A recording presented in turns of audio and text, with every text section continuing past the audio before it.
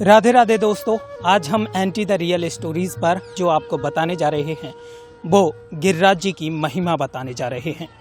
ऐसा कहा जाता है कि जो गिरिराज पर्वत हैं वो दिन रोज घट रहे हैं। आखिर ऐसा क्यों ये दिन रोज घट रहे हैं? और एक और कहानी इनके लिए कही जाती है कि जिस दिन ये पूरे समाप्त हो जाएंगे उस दिन कलयुग का भी अंत हो जाएगा। ऐसा पौराणिक मान्यताओं के अनुसार कहा जाता है कि पुलस्त्य ऋषि इस पर्वत को लेकर काशी जा रहे थे। बीच में गोवर्धन में उन्होंने आराम करने की सोची और पर्वत को यहाँ रख दिया। गोवर्धन पर्वत के द्वारा उनसे एक वचन लिया गया था कि आप जिस स्थान पर मुझे रख दोगे वहाँ से फिर मैं आपके साथ नहीं जाऊँगा। पुलस्त्य ऋषि ने बहुत इन्हें उठाने की कोशिश की, लेकिन इन्होंने अपना भार इतना बढ़ा लिया कि पुलस्त्य ऋषि जो हैं वो इन्हें उठाने में असमर्थ रहे और इसके बाद ये यहीं मौजूद रहे। फिर पुलस्त्य ऋषि ने इनको श्राप दिया कि आप दिन रोज घटते चले जाएंगे। आखिर इसके पीछे की महिमा क्या है? पुलस्त्य ऋषि के द्वारा क्यों इनको श्राप दिया गया? यहाँ हम एक महाराज जी मेरे साथ मौजूद हैं, उनसे गोवर्धन पर्वत की महिमा जानेंगे कि आखिर इससे जुड़ी क्या महिमा है, क्या इस गोवर्धन पर्वत का रहस्य है, क्या वास्तविक जिस दिन गोवर्धन पर्वत का अंत होगा उसी दिन कलयुग का भी अंत होगा। आइए जानते हैं महाराज जी से। जी महाराज जी, बहुत बहुत स्वागत है आपका एंटी द रियल स्टोरीज़ में। एक कहानी बहुत प्रचलित है, इस कथा को अगर हम कहें कि गोवर्धन पर्वत के बारे में कहा जाता है कि ये पर्वत दिन रोज घट रहा है, इसके बारे में क्या मान्यता है, क्या आप कहेंगे? जी, गिरिराज जी को श्राप पुलस्त्य ऋषि का लगा हुआ है कि एक तिल के समान जमीन में रोज जाएंगे और जिस दिन गिरिराज जी बिल्कुल लुप्त होंगे उस दिन कलयुग भी अंत के लिए बढ़ेगा, कलयुग का भी अंत हो जाएगा। ऐसी ये मान्यता है यहाँ की। अच्छा, पुलस्त्य ऋषि जब पर्वत को लेकर आ रहे थे तो उन्होंने पुलस्त्य ऋषि ने श्राप दिया और तब से ये गोवर्धन में ही विराजमान है।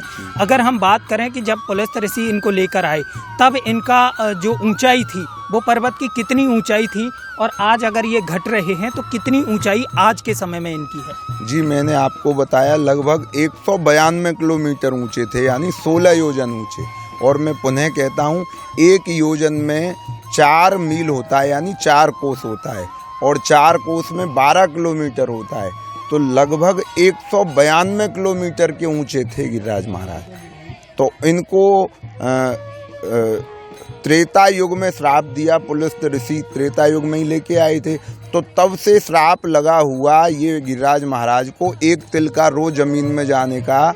तो 192 किलोमीटर ऊंचे और 48 किलोमीटर चौड़े जो पर्वत हैं, आज तुम देख लो 1 किलोमीटर भी ऊंचाई नहीं है और आधा किलोमीटर भी इनकी चौड़ाई नहीं है, क्योंकि द्वापर वो त्रेता युग हो गया, त्रेता युग और द्वापर भी हो गया, अब कलयुग चालू ही है। 5000 साल हो गए कलयुग को चालू हुए। तो क्या महाराज जी आप भी ये मानते हैं कि जिस दिन गोवर्धन पर्वत का अंत होगा उसी दिन कलयुग का भी अंत हो जाएगा? जी देखो, हमारे गर्ग संहिता, अगर मेरी बात को किसी को कोई प्रमाण नहीं मानता है तो गर्ग संहिता में ये पूरा इतिहास वर्णन लिखा हुआ है और हम जो भी बातें बोलते हैं हम स्वाभाविक अपनी निजी इच्छा से अपने मनमानी बातों को नहीं बताते। हमने जो पढ़ी हैं और जो महात्माओं से, महापुरुषों से सुनी हैं वो ही हम आपको ये भगवान की कथा सुना रहे हो, और तो हम दूसरा क्या नया सुनाएंगे आप।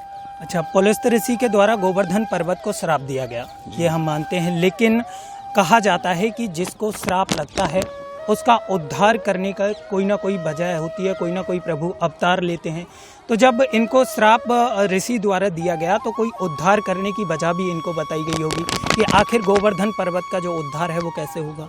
जी, उद्धार बताया, जैसे कि भगवान श्री कृष्ण ने आकर के इनका पुनः उद्धार किया और भगवान ने पुलस्त्य ऋषि ने कहा भी था श्राप देते टाइम पे कि मैं आपको श्राप तो दे रहा हूँ लेकिन उसका उद्धार भी बता रहा हूँ। बोले उद्धार क्या है? बोले कल भगवान द्वापर में जब अवतार लेंगे तो अपने मुकुट से ज़्यादा मान आपके लिए देंगे, यानी आपकी पूजा करवाएंगे। तो जिस दिन से गिरिराज महाराज की पूजा शुरू हुई है उसी दिन से दिन प्रतिदिन महिमा आज तक बढ़ती जा रही है और हमेशा बढ़ती रहेगी। कलयुग में सबसे बड़े देव के रूप में पूजे जाएंगे गिरिराज जी। तो इस तरीके से आज हमने anti the real stories channel पर अपने दर्शकों को श्री गिरिराज महाराज जो भक्त काफ़ी परिक्रमा करने आते हैं उनको यह बताया कि गिरिराज पर्वत की क्या महिमा है। पुलस्त्य ऋषि द्वारा इनको श्राप दिया गया और कहा जाता है कि जिस दिन गोवर्धन पर्वत का अंत होगा उसी दिन कलयुग का भी अंत हो जाएगा। इसी तरह की पौराणिक कथाओं के बारे में जानने के लिए चैनल को सब्सक्राइब करें।